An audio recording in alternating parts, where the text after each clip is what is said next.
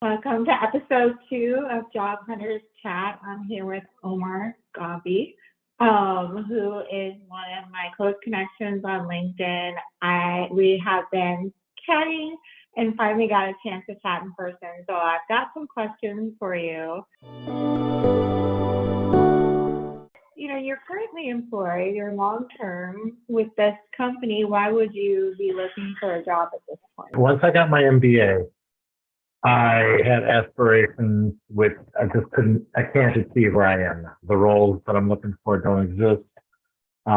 It's just I've gotten from point A to point B where I am, and I'm looking to get to point C now. And the opportunities just don't exist with my current organization. What is that position that you're looking for?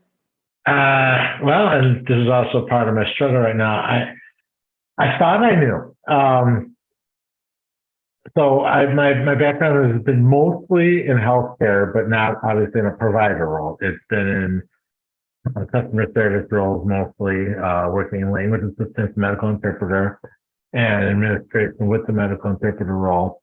I cut my teeth there, and I learned a lot about the healthcare delivery process, again, from the administrative and from the customer end of things.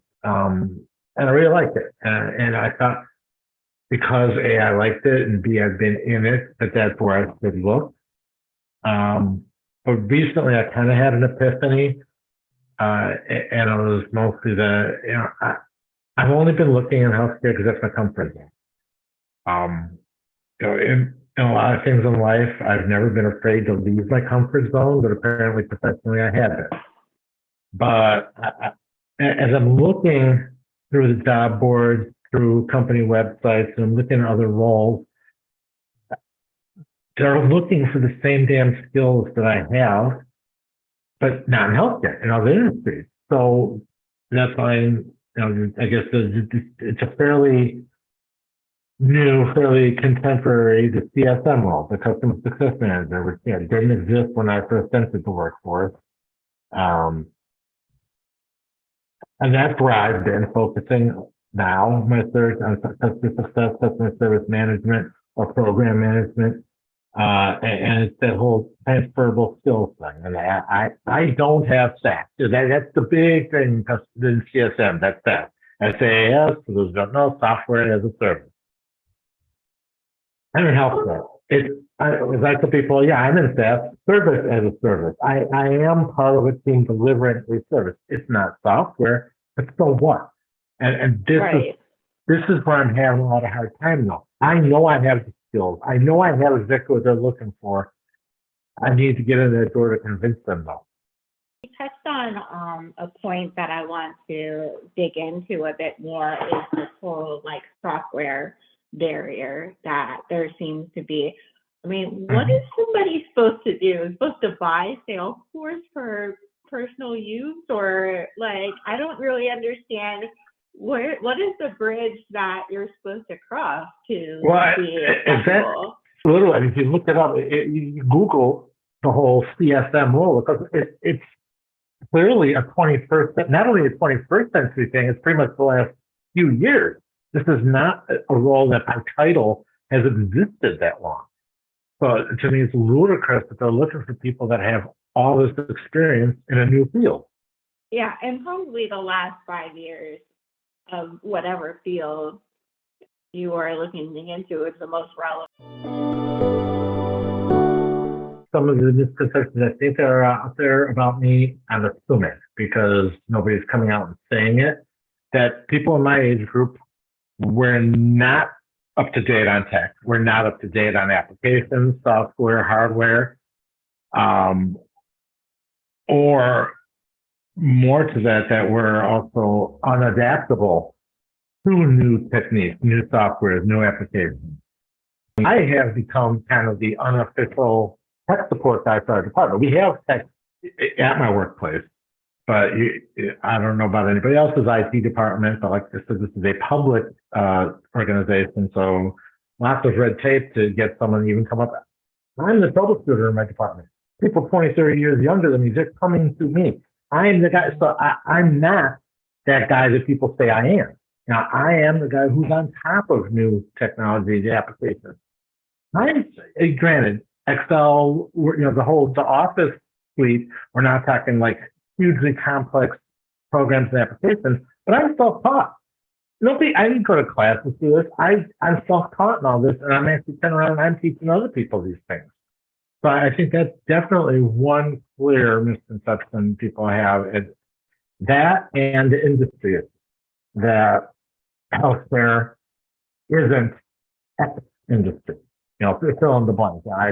I've applied, in financial industry, hospitality, transportation, internet software stuff, and I think there's that block that there's two different industries. They're not looking at actually what the skill set was, which they boom, boom, boom, boom, boom. They line up and say, no, you were in healthcare.